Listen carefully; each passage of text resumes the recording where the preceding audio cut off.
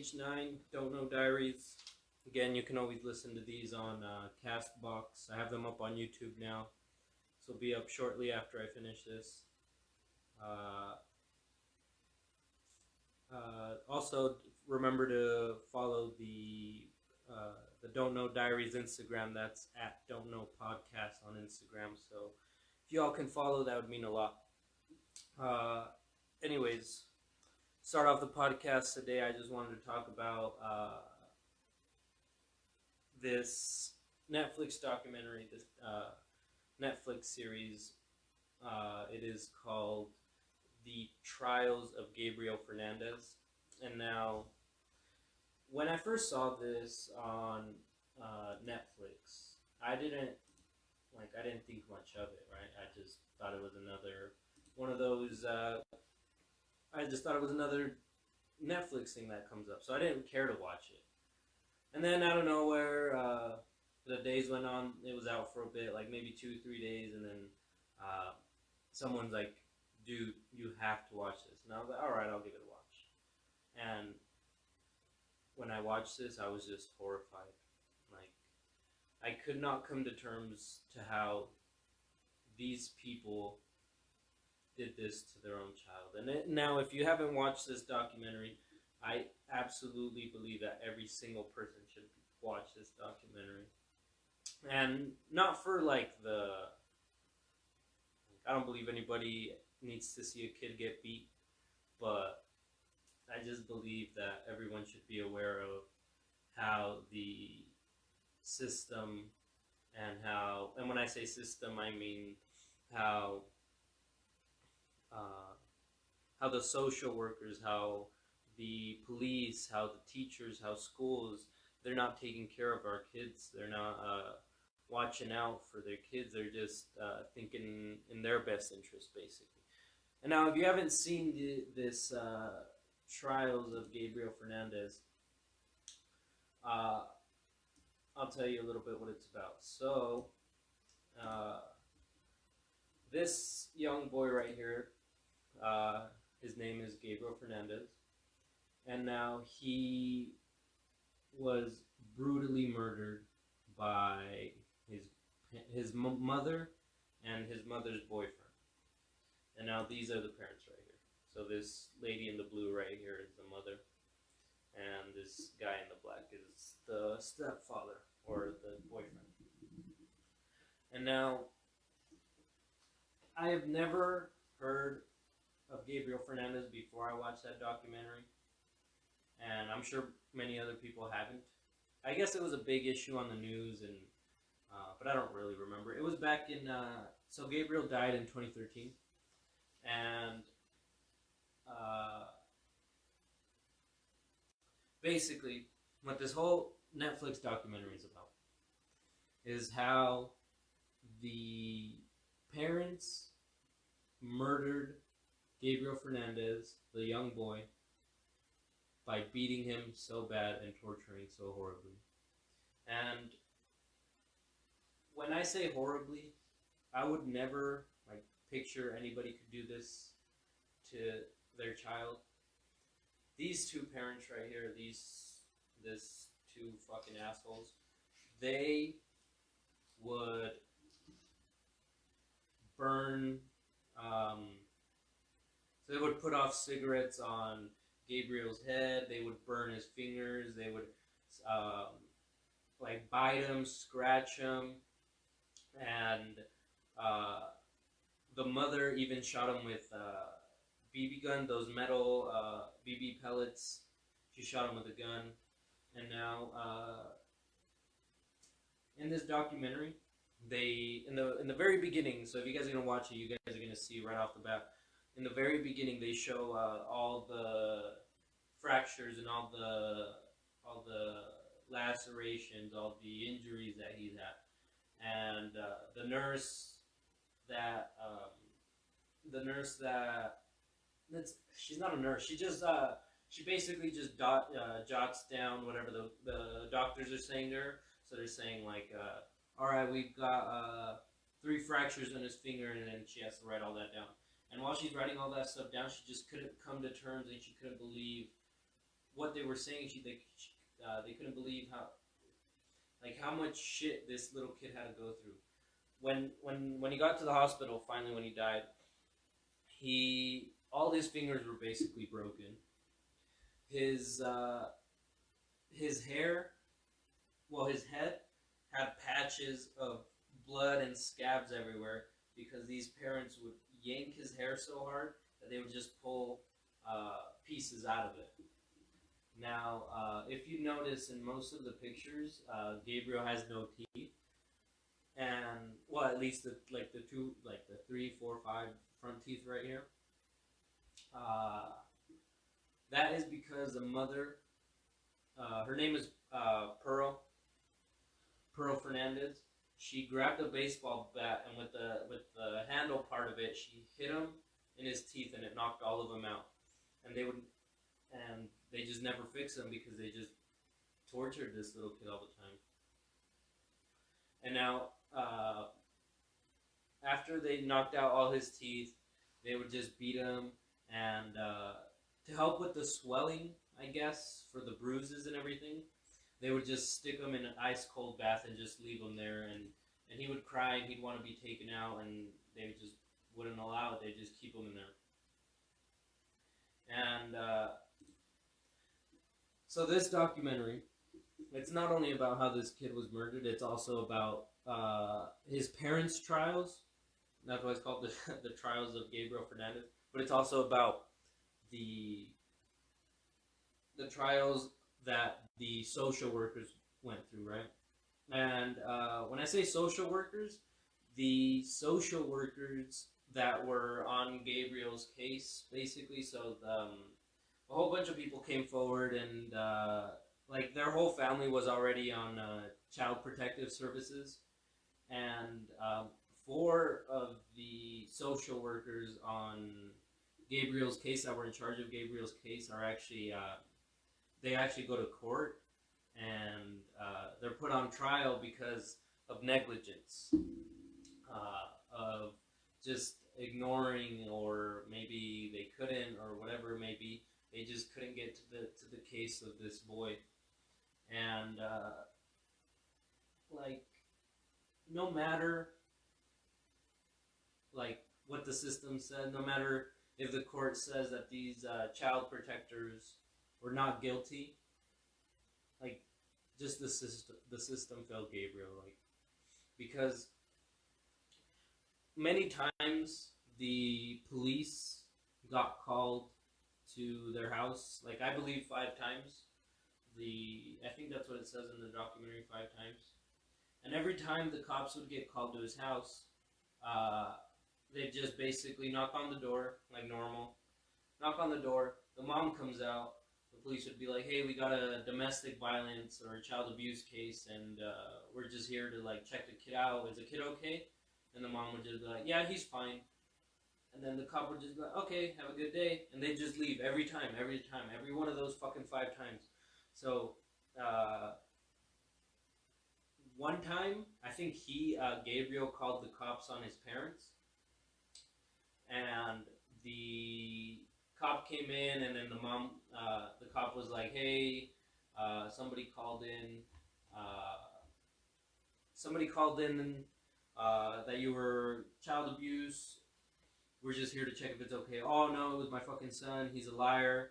So what the cops did was actually grab Gabriel, and they dragged him out and took him to the car and said, hey, if you lie again, I'm going to put you in jail. Now, you got to remember this. In the documentary, every day he was beat. Every day. There was not one day that he wasn't beat. And even if he wasn't beat, maybe they took like a break off one day or whatever, they would keep him locked in this locked box. I'll try to find it for you guys. But he was locked in this locked box. You can kind of tell right here. So when they locked him in the box, he wouldn't eat. They didn't care about him. They'd tie him up. They'd put a blindfold on him. They'd gag him in the mouth. And they'd just leave him there overnight. And the reason they locked him in there was for when the Child Protective Services came around. If they ever came in through the door, they wouldn't have found him. And they wouldn't have hurt him because of the gag. Now, Gabriel had siblings. His siblings. It was a brother and a sister. Brother's name was Ezekiel. Mother's name was the sister's name was Virginia. Now, when he was locked in here, the sister she comes on the series and she comes on the documentary and talks about it, and she she talks about how Gabriel would always be hungry in there. They'd never feed him, and when they did feed him, every time so they own cats. They own like 4 cats, I think it shows in the documentary, and they'd make Gabriel clean out the litter box. And when Gabriel didn't want to do it, they'd feed him cat shit and litter box. And when he died, here's the of all the injuries he'd had. This is what the doctors were seeing over here. So when they did the autopsy, when they cut him open to see what was everything inside after he was dead, they found sand and rocks of all that of all the cat litter that he ate. So the sister goes and says that she'd ask Gabriel, "Are you hungry?" And he'd be like, "Yes." And sometimes she'd come up and give the she'd always grab like a banana and she'd try to feed it through him through those little slides. And now, in Gabriel's case, it's just horrible what they did to him, and I don't. When I first watched this, I cannot tell you how many times like I felt like crying, or how many times like I just couldn't come to terms to see how somebody could just beat an innocent child like this. You know, and I'll try to find like his the picture where they show him at the hospital. Um, but when he fights, so I'll tell you a little his backstory basically. So in the beginning, his parents never really wanted him. His mom wanted to get an abortion from the get-go, and now so when she wanted to get an abortion, Gabriel's uncles told her no, keep it, like we'll take care of it, and she's like, fine, whatever.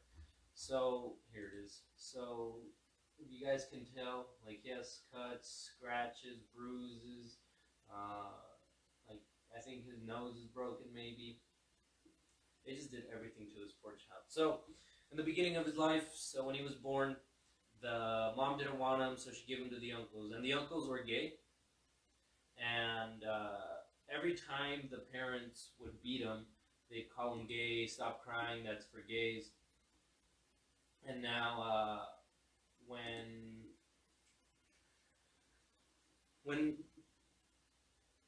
when he moved into his uncle's, I guess he was the happiest he's ever been. He was like always a happy baby, always smiling, always laughing. And his this is one of his uncles right here. Their names were Michael and David. And Michael and David, they were really good to him. And when the case came out, a whole bunch of people started saying that his uncles molested him as a kid. And Gabriel's whole fucking family says they would never see the uncles do this to him. They were so caring for him, and I don't believe it.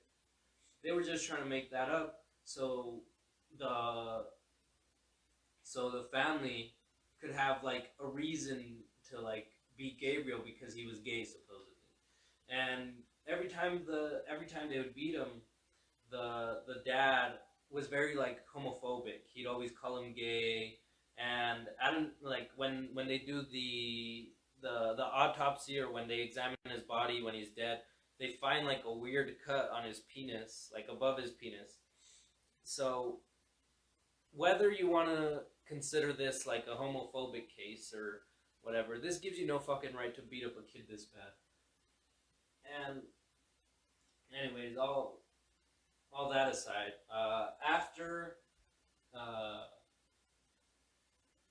so it was at the end of 4 years where Gabriel was no longer living with his uncles, and that was simply because there was this whole gay molestation accusation coming out. So Gabriel's grandpa came out and said, "Hey, like you've been molesting this. I'm gonna take him." So they took Gabriel, and now at the end of 4 years, he's living with his grandparents, his grandma and his grandpa, and that was fine. He wasn't getting beat. He wasn't. They were all taking care of him. He's well fed, cleaned. That was fine. Him living with his uncles and him living with his grandparents, that was a good part of it. And in 8 months, after 4 years, the stepdad, so the mother's girlfriend, this guy right here, he went up to the grandparents and said, "Hey, let me take Gabriel. We're doing a barbecue." There was no fucking barbecue. So he basically kidnapped Gabriel, and the grandparents didn't know what was up.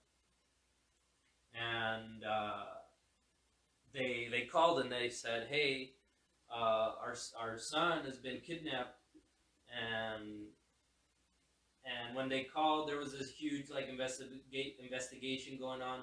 Basically, they couldn't give back Gabriel to his grandparents because the parents were showing that they were taking care of him supposedly. And in this documentary, it shows that the parents really only wanted him for the welfare money. That's the only reason they wanted Gabriel to live with them. And so basically, he lived 4 years with his uncles from birth, so 4. He was lived 4 years with his grandparents, and then he only lived with his parents, his mom and the boyfriend for 8 months. And those 8 months, they fucking beat this kid to death. Like, how do you do that? How do you see a kid crying because you're hitting him so hard and decide to keep going to the point where this kid starts bleeding, and the next thing you do is you don't stop, you just go and lock him in a fucking cage. Anyways, so of course, during the time that he was living with his parents, he had to go to school. So Gabriel went to school, and when Gabriel went to school, he would come with a whole bunch of bruises, black eyes, cuts, scabs from his hair being pulled out, no teeth, broken fingers, cigarette burns, BB shots, and the teacher, her name was Jennifer. Hold on, I have it written down here. It was Jennifer Garcia. That's the teacher. I'll pull her up if I can find her. So the teacher, she would notice all this shit. This is a teacher right here. So this teacher, she would notice that he has cigarette burns, he has the black eyes, and he'd ask Gabriel, "What happened? Where's your black eye coming from?" And she'd be like, "No, nothing, I fell." "No, really, tell me the truth." "Oh, well, my mom shot me in the eye with a BB gun." And now she asked the principal. She told the principal, she called up the principal and said, "Hey, I think that this Gabriel kid, he's getting abused at home really bad." And the principal, they don't show him in the documentary. I wish they would to see his fucking face. But he basically said, "Oh, well, we don't do investigations here, so we don't take care of that." Like, how the fuck are you going to be a school fucking principal and not give a fuck about the kids? Who cares if it was an investigation? At least call somebody. Anyways, so she decided, the teacher, Jennifer, she decided, okay, never mind, I'm not going to tell the principal anymore, I'm going to go to the child services. And now, so she goes on to the child services, and the child services is basically jotting down notes. All right, this is information, Gabriel Fernandez getting abused. And every time she'd call, I guess she says that she would feel like they weren't really taking it serious. Like they were just jotting down his information without really giving a shit. But there was a case called in there was like files on Gabriel in the protective services and the child protective services. But let's see if I could find the child protective services in charge of Gabriel. But anyway, these child protectors, I kind of get their point, and I kind of get where they're coming from. Where they basically said that they're dealing with so many kids a day that he probably just got lost in the papers. Probably just it just got lost in the filing. It just got lost somewhere. So now this is one. So I'll tell you the four. It's this lady right here, this old bitch. There's this lady here, and I fucking hate this guy, this skunk-looking motherfucker. And then there's this guy right here, this Steve Jobs-looking bitch. So those four, those are the ones who were basically like in charge. I think the skunk-looking motherfucker. I think he's a supervisor of these three. I think. So now, they're all put on trial for negligence. So they're all put on file because they didn't give a fuck, basically. And now, they go back, and the officer in charge of this case, basically, I'll pull him up for you guys. So when he was doing his research, he found out that there was like all this stuff written on Gabriel, but nobody was doing shit about it. So they're like, what the fuck? Like there has to be paperwork. And when he was going back and trying to find the paperwork, everybody he emailed, everybody he was talking to, they were like, what paperwork? We didn't hear that. I'll get back to you, and they never fucking did.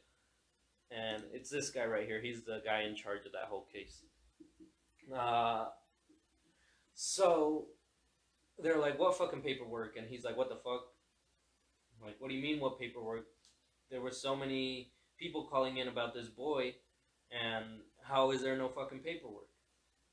And he basically filed for like the whole police to be put under like it's this like bill or like this.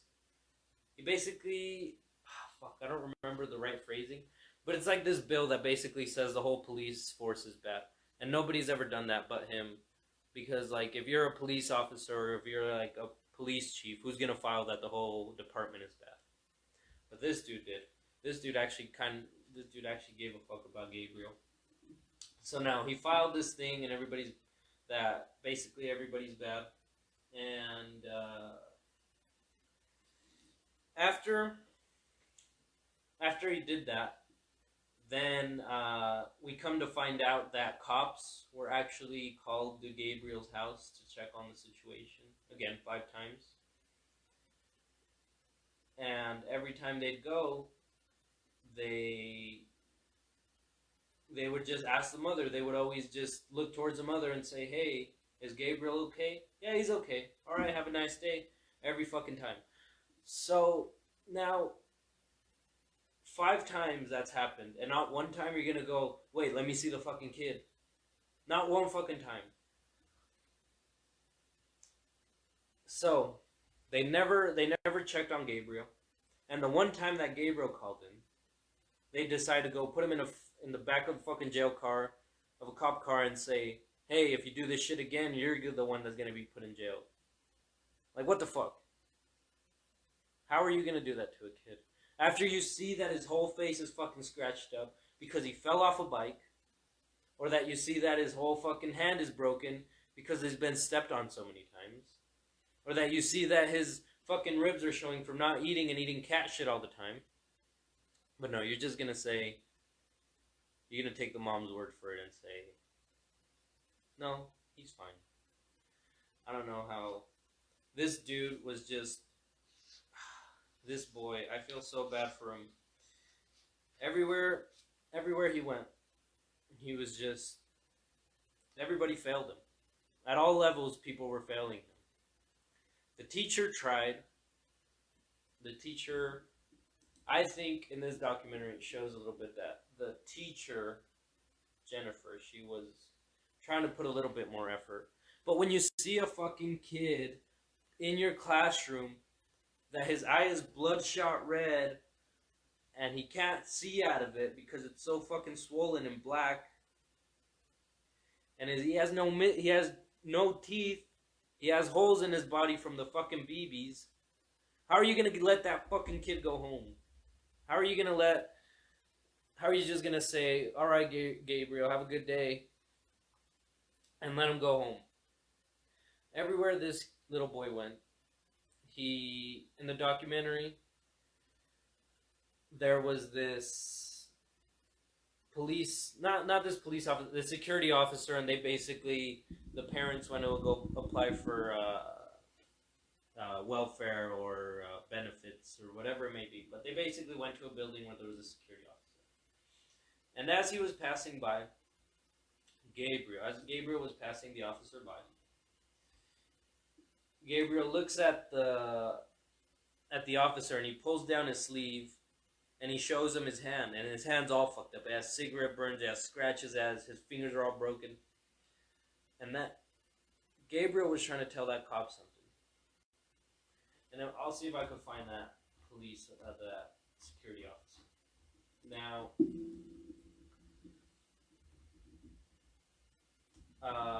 so he shows him his hand, and at that point, in that building, there was there was domestic violence, like workers that helped cases like that. So he got on the phone, that security officer, and he told him, he's like, hey, I think this kid is like getting beat up. And when Gabriel came in, he had no hair, and all the ladies said that was on the other line. He's like, oh, he had an ugly haircut, right? And he goes, no, you fucking idiot. I think he's beat up. And they're like, what? And he basically, the girl on the other line is, okay, give me his information down. So he tells him this Gabriel, he gives him everything. I can't find the security officer. But he tells him everything. He's like, okay, Gabriel, 9 years old. And the girl's like, and he asks the lady on the other end of the phone, so what do we do now? He's like, and then she says, well, I don't know, but my shift's over, and they're not letting us do overtime, so I don't know what to tell you. They didn't want to fucking help this kid over fucking overtime. When he comes into your fucking office, all beat the fuck up, and he has blood everywhere, and scabs, how are you gonna fucking let overtime be the reason you say no? Anyways, it goes on. And the security officer basically says, fuck it, give me his information down. I'm gonna do something about it. So the security officer calls up 911, and he goes, hey, I think there's a child abuse. And they're all taking it lightly, like, okay, yeah, what's his information? And they jot it all down, and the police doesn't even seem concerned. They're like, okay, we'll see what we can do. We'll send 2 officers on your way. Don't worry. Like, what the fuck? After this cop just told you what he's seen, you're just gonna be like that? And at the end, so 2 weeks before his death, before Gabriel's death, he went to school. And when he went to school, he was gone for 13 days before that. He was gone for 13 days. And when he came back at the end of those 13 days, look how this fucking little poor boy looked. I mean, look at that. He has his eye all beat up. And you can't tell in this picture, but his eye is bloodshot red. All his fingers are all swollen. All his fingers have scratches. All his head is all scraped. His chin is all deformed. Everything, every possible torture method you can think of, this little boy was a victim of it. And now the reason he's holding up an O was because in school they were doing an art project. And the art project was a Mother's Day art project. And he was holding up the word mom. So they took a picture holding M, holding O, holding M. And he still fucking did it. This poor little kid. In this documentary, it says that through it all, no matter how bad he was beat, no matter what his parents did to him, no matter what this dude went through, he still loved his mom. Like, how the fuck are you gonna beat this little boy who has unconditional love for you? Clearly, he doesn't hold any hatred against you. He just wants to be good for you. How do you go on to end this child's life? How do you fucking go on to live with yourself? How do you fucking sleep at night knowing that this little boy, he just wanted to please you? He just wanted to be good. And in the documentary, it shows a whole bunch of his schoolwork, and one of them was like the second part of this art project, where basically they wrote down a whole bunch of coupons. They gave the mom coupons for them to use, and one of them says like, "I'll cook for you," and the other one says like, "I'll be good." But the other part of it, it was like a paper, and it said, "My mom was, my mom is, my mom will be," and he basically had to fill it in. And the first fucking line of that he wrote was, "My mom is very beautiful, and I love her so much." And then the second line was, "I will always try to be good. I wish I was good." Something along those lines. Now, that just goes to show how much a fucking kid can love you, how innocent they are, that no matter how much pain and suffering you're bringing to them, they think it's their fault. And when his parents beat him, every time they would beat him, again, they would call him gay every single time. And that, to me, when I saw this documentary at least, I just think in their mind it was a justification, a sort of like an excuse to beat him, a reason to beat the gay out of him, basically. And now, when a kid is that small, he died like at 8 years old. Even if he was gay, like, I'm sure he doesn't know it yet. Like, he'll probably say, like, "I'm gay," but he doesn't really know what gay is. Like, he still has this whole life ahead of him. Like at the age of 8, every little kid likes boys. Like, what the fuck? Every fucking little kid. Like, I'm not saying you fucking want to suck their dick or something, but I'm saying, like, every little kid, like, loves being around little kids, no matter if it's a boy or a girl. But, like, of course they're gonna be like, "Do you like your friend Tony?" "Well, I love my friend Tony." Like, you know? Like, I'm just saying that just because a little kid says he likes boys, like, you don't know what's going on in their mind. You don't know what their version of liking boys is. And even if they did grow up to be gay, what the fuck does that give you a justification to fucking beat your kid? So,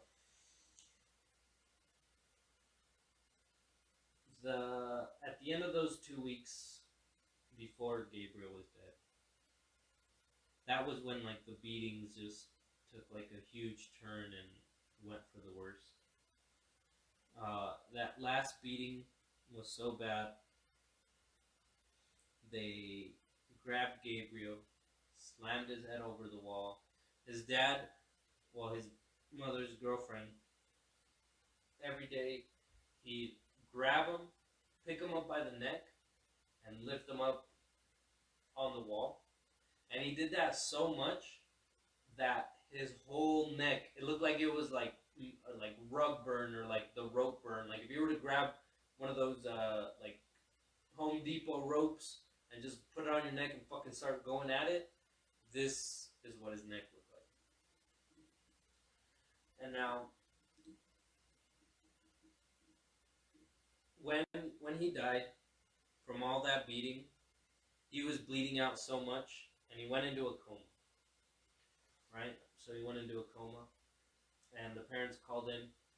And this is how the documentary starts. The parents are calling in on how their child is bleeding, and he passed out because he was wrestling his brother, his siblings. And this is how it starts off.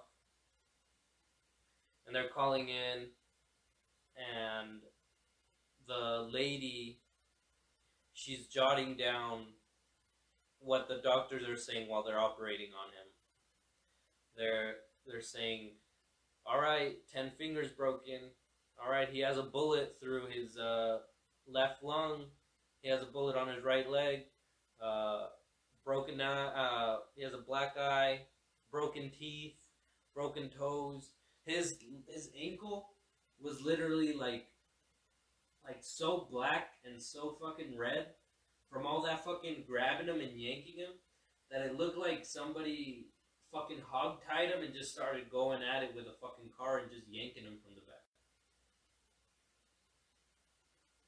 And when these trials happen, right, for the parents, when I first watched this, I was thinking, well, when I was watching this, I was thinking like these fucking parents need to be like on the death penalty at least. Like, if it were me, I would have fucking done everything that they did to this poor little boy and did it to them.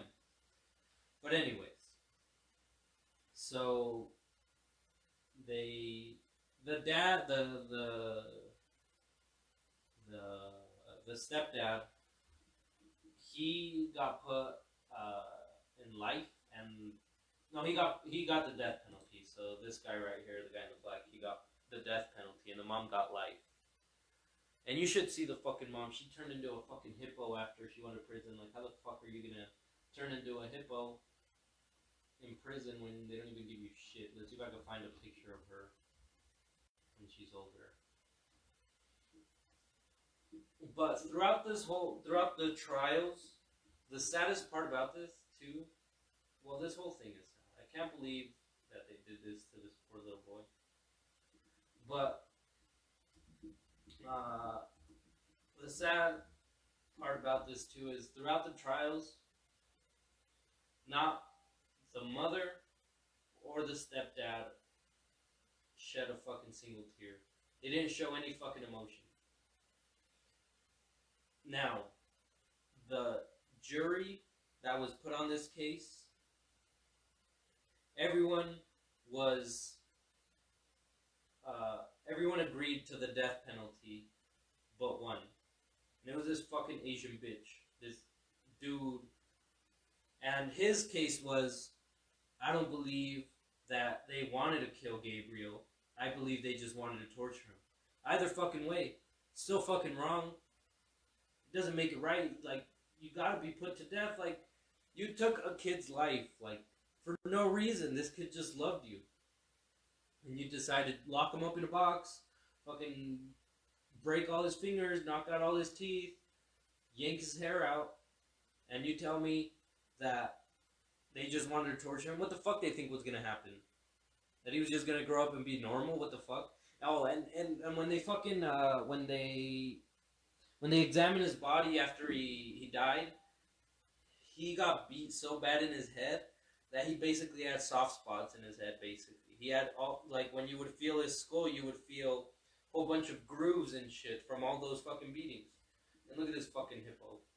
She got huge out of nowhere. How the fuck do you get huge in prison? Anyways, this documentary made me think. When, in a case like this, why why did the parents decide to just beat this little kid? And when I was thinking about this, I was thinking, oh, by the way, the mom, she was like a drug addict, crackhead. She did alcohol and drugs when she was like 9. Oh, she did meth when she was like 9, and she started doing crack when she was like 12. And now, and so that made me think, like, is this just like a case of like postpartum mixed with drugs, mixed with abuse? Because she was also raped as a kid, gang raped for 2 days.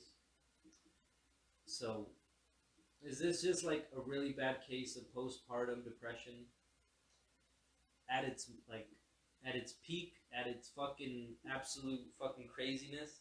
That all those drugs and alcohol and abuse, all this just fucking pushed her over the edge.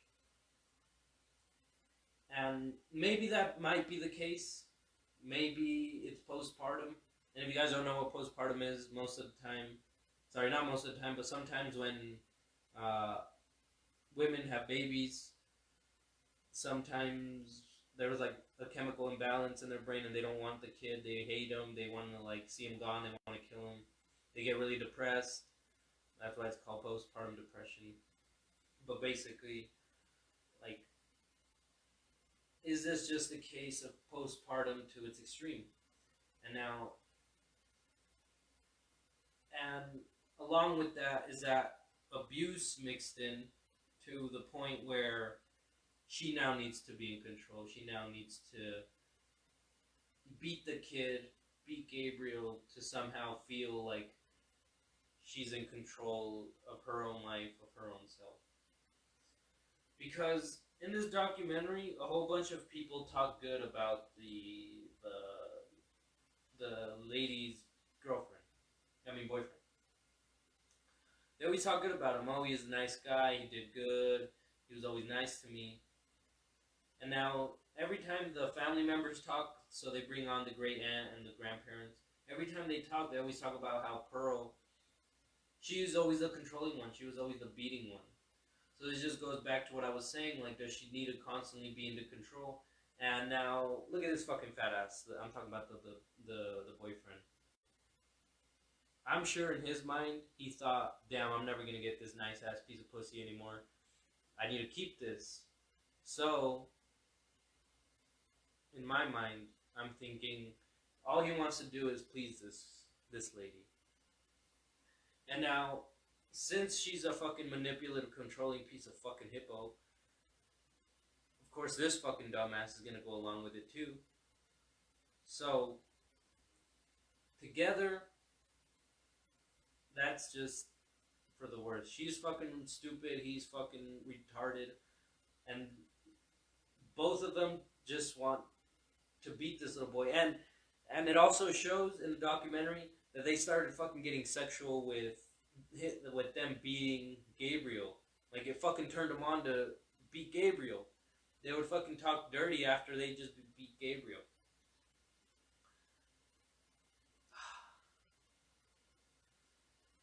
Please, if you guys watch this, let me know what you guys think. Like, I recommend everybody watch this. Not for the fact that this little boy got murdered, but for the fact that we just need to start being more aware of how things and how things in the system, things that we're supposed to rely on, things that we look up to, that we look for protection, how it's just not fucking working for us. How it's all fucking rigged. In the documentary, it shows that the Child Protective Service Agency, so they were run by the government, right? The government funded them. And in the contract that the agency signed, it was wrote down as a revenue increasing like service. I don't know if I'm using the right words or whatever, but it was basically it brought in revenue for them. It fucking made them money. How the fuck are you gonna use Child Protective Services to bring you money? Like, what? That's not the whole point. The whole point of it is to help people. It wasn't even jotted down as a non-profit organization, as a I don't know, as a health service organization. It was jotted down as a fucking revenue service. Now, all that aside, after it was brought down as a revenue service, they started investigating, and they found out that those four people that I was showing you, those four social workers, that they were involved in his case and they did nothing about it. Let me bring up that picture again. So now, when those guys got involved, they basically made the case that they see so many children at a time that they couldn't keep up with them, possibly. And I get that. In the documentary, it shows that, well, these guys say that every social worker every day has to at least deal with 30 kids. Every day, 30 kids. Nobody has, like, I don't want to say has enough time. I'm sure somebody does, but how are you going to deal with 30 kids every day? You just can't. Like, and especially because you have to go case by case. Each case is separate. Each case is different. And in Gabriel's case, they just fucking ignored him, and he fucking died. And I believe these guys are guilty. There's no way they're not fucking guilty. This fucking skunk-looking motherfucker. I only call him Skunk. I don't know his name. I only call him a skunk because his hair looks like a skunk. But this skunk-looking motherfucker, he basically says at the end of the documentary, they find him as not guilty. But no matter how many fucking times they tell you you're not guilty, you're fucking guilty, bitch. There's no way that a person with the right mind, all these fucking social workers, they look like they're like weird. They look like they don't give a fuck about kids. So this is the main guy. I think this is the supervisor. And now, so they find him not guilty, and oh, these are the grandparents, by the way. These are Gabriel's grandparents. And now, after they find him not guilty, then they go on to the parents. They go on to the trials of the parents. Well, the mother and the boyfriend. I don't know why I have such a hard time with that. But when they went to trial, at first they were gonna do one case. So they were both gonna be brought in for the same case. But eventually they had to break it into two and do a case for the mother and do the case for the boyfriend. But they found out that doing it, so the reason they switched it to two cases instead of one was because every time the mom was around the boyfriend, every time the boyfriend would confess, like, oh yeah, she beat him, she would go, no, you're a fucking liar, you sack of shit, why are you telling him that? You're lying, he's lying. So they couldn't get anything done, basically, because it was always like a back and forth between the mother and the boyfriend. So they changed it to two. And when they changed it to two, they reveal a whole bunch of these text messages that that the mother texted the boyfriend, or that the boyfriend texted the mother. And basically, the guy, the mom texts the dude, or no, the dude texts the mom, hey, sorry, the other way. So the mom texts the dude, hey, what are you doing? And the guy goes, nothing. Just put Gabriel in an ice cold bath. LOL, sucks for him. Ha ha ha. Like, what the fuck? How do you get a fucking kick out of that? Like, along from beating him, how are you fucking enjoying just destroying this little kid's life? And the only reason they would put him in that ice cold bath was to hide the bruises. So clearly they knew what they were doing was fucking wrong, because they were trying to hide something. And now how are you going to put LOL at the end of your fucking message?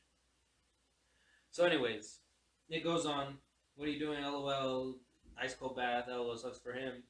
And Gabriel, he would always tell his mom, hey, leave him, he's no good. If you leave him, I promise I'll be good.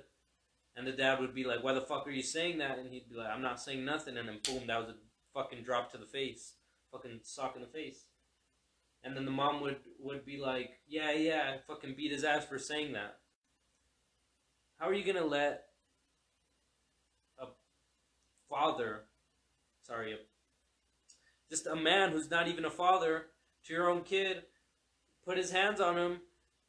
And how are you gonna let your child tell you, hey, the guy you're with is no good for you, and still fucking stay with that guy? Like, a lot of people think like kids are dumb. Kids do dumb shit. Kids, like, yeah, they don't have a whole bunch of brain capacity, but when they learn how to fucking talk, dude, they will talk your ear off and they will fucking say shit that they see. They Until they learn how to lie, kids suck at lying. You know when a kid is lying. But when a fucking kid calls you on the phone and tells you, hey, my mom's beating me, why the fuck are you going to put him in the car and say, you're a liar, if you do this shit again, I'm going to put you in jail? Kids don't lie about the things they see. They lie like about dumb things like, hey, did you break that? No, I didn't. But kids don't lie about shit that's important to them. If you really pay attention to a kid, he's not going to tell you lies. And all he cared about was pleasing his mother. So why would he lie? You know? And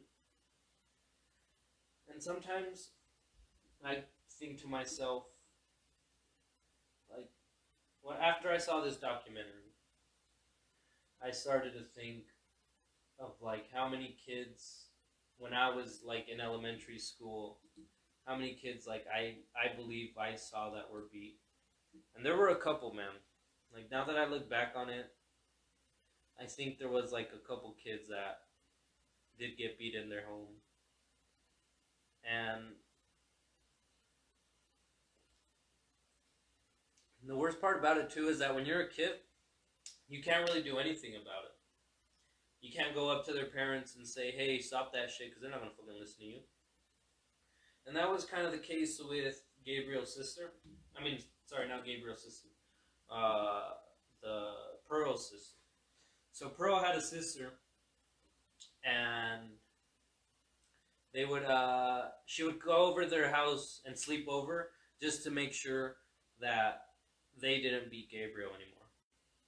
And that helped, but of course she couldn't stay there all the time. She had a job or whatever. And when she was younger, she couldn't really do anything about it. And every time she tried her best, the sister, I'll pull up the sister for you guys. So the sister, she confesses on the trials how they would beat him, even though the parents are like trying to lie and get out of it. Let's see.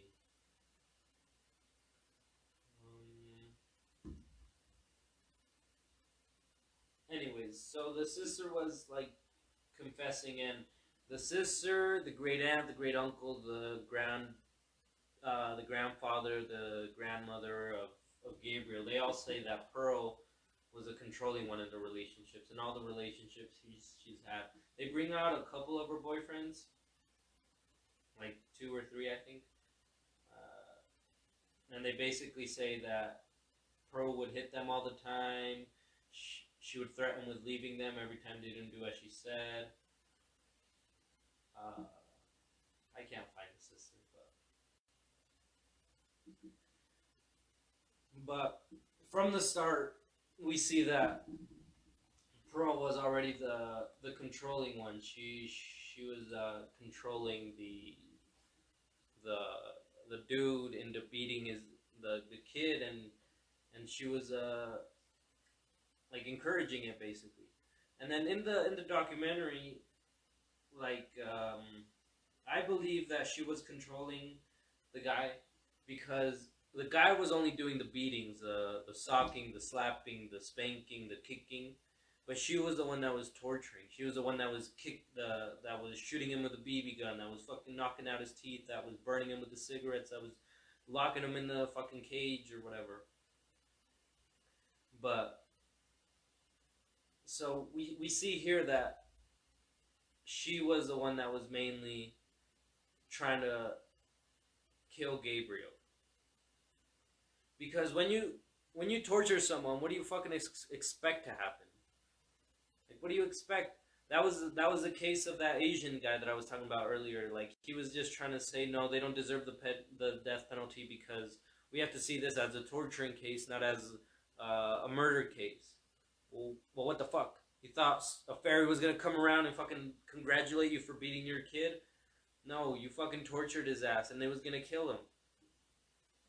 And now when he died, they were still trying to lie about it too. Like, oh no, it was accidental. Every time they would beat him and leave his face looking like absolute hell, they would say, oh, he fell off a bike. Oh, he bumped his knee in school. Like, hey, yeah, how the fuck are you gonna bump your knee and have a black eye, fucking idiots? So this case went on from like 2012 because he like died in 2013, so like around 2012, 2013, and it went on to like 2017, maybe 2019. I don't remember. It was 5+ years. This case went on for 5+ years, and the dude got death, and the mom got life. Now, I'm glad the mom got life because now she can fucking rot in hell, rot in prison. She has nothing to do there. She can think about all that shit that she did to Gabriel. And with this fucking documentary coming out, I'm sure somebody in fucking prison is gonna see it. And I hope they fucking beat her ass. And I hope this fucking fat ass over here, this dude, I hope he fucking rots in hell with all his other fucking mates. This whole situation, this whole documentary, it's just fucked up.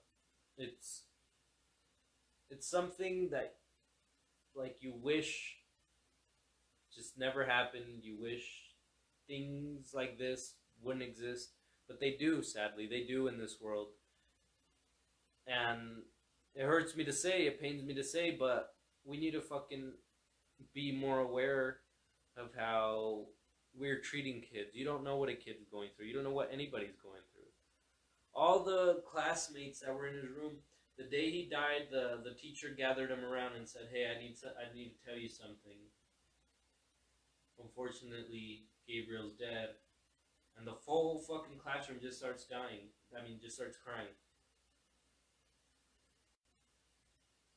To think that all his friends, all the kids in his classroom were his friends, to the point where everybody starts crying at the words that the teacher said that he was dying, that he died. Like, it's unbelievable to even comprehend the things that this kid went through. And he still loved his parents. He was just a fucking good student. He didn't do shit. All he did was like just want to be a kid. And they interviewed the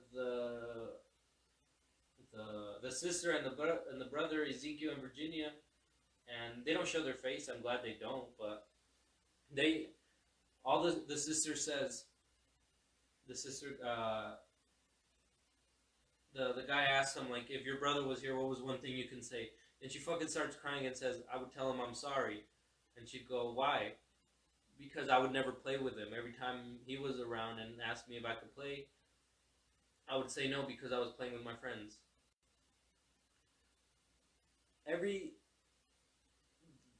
The sister and the brother, they feel so bad and they think that it's their fault.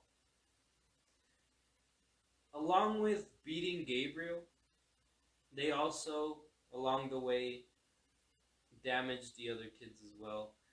The other kids, they did get beat, but not to the extent of how Gabriel was.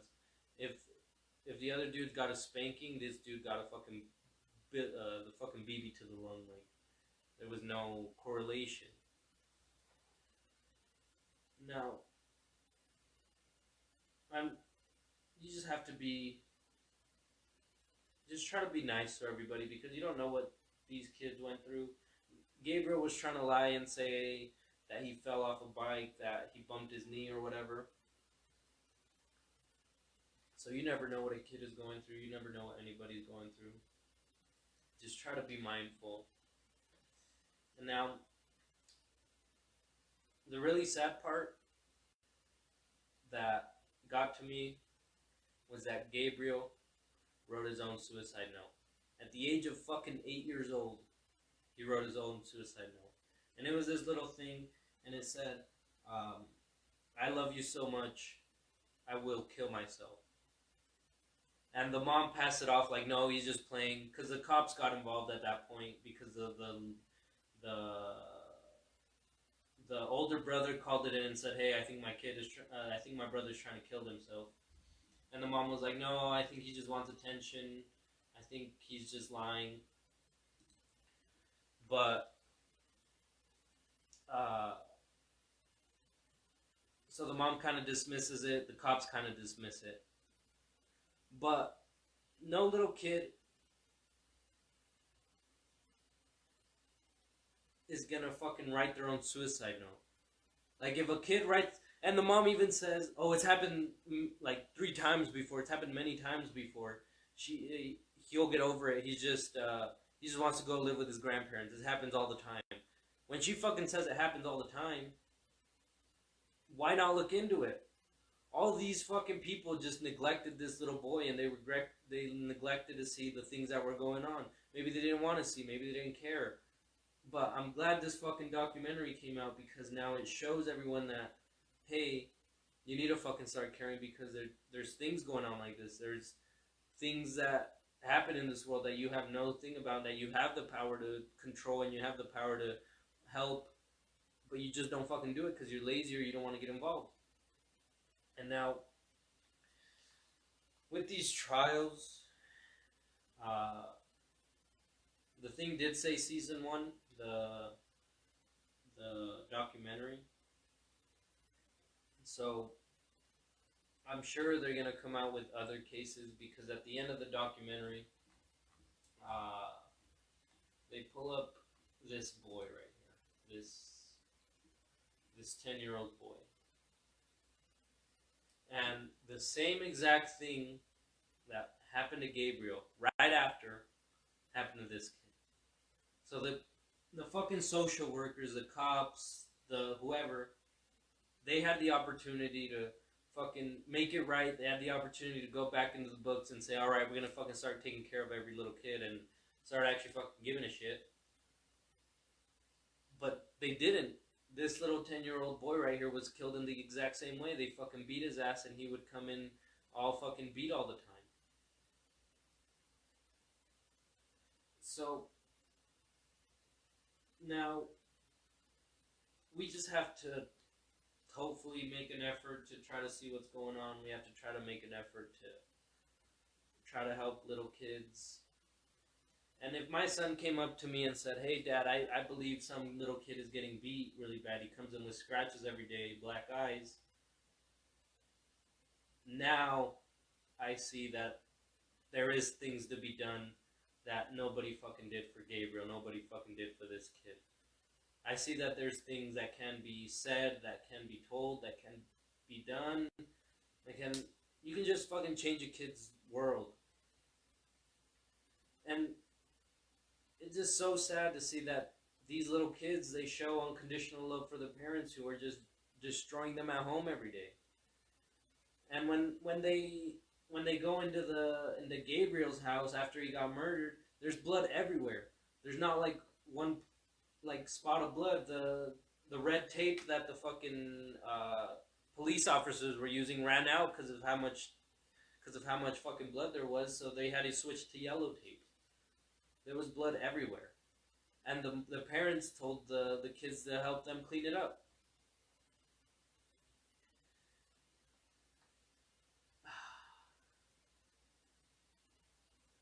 It is a really sad thing to talk about. It's a very emotional thing to talk about. It's very upsetting. Makes you feel angry. Makes you feel sad. desperate, whatever it may be. But just remember that for every little kid like this, that this happens to, for every case like this, there's always going to be those parents who wish they had a kid and never got it. So I don't understand how some people who don't fucking want a kid, who don't need a kid, who don't ever think of having a kid, how they have kids, and people who can't have kids because of, I don't know, because their tubes are messed up or whatever, they just can't have one. I can never understand that. I will never understand that. And if you didn't want your kid in the first place, if you just wanted a fucking welfare check, there's different ways to get your fucking money. You fucking go out and get a job, you fucking bums. But if you didn't want your kid, there's no reason why you need to have a kid. There's no reason why you even need to keep your kid. Why not fucking send them to get adopted? I'm sure you'd find a good family there. But anyways, if you guys have not seen this documentary, please go watch it. If you guys have any kind of heart, you guys will watch it. I know it could be hard to watch. It's painful to see. It took me a couple days to finish because it was just strong, but please watch it. We need to start being more aware of what's going on. We need to be mindful of things that can happen to kids, things that are always happening to kids.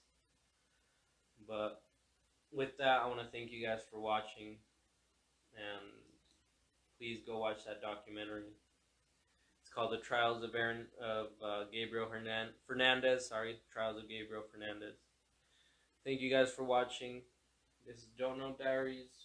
Again, please go follow the Instagram at Don't Know Podcasts. These will be up on YouTube soon, so stay tuned. Castbox, these will also be up on Castbox. And thank you guys for watching.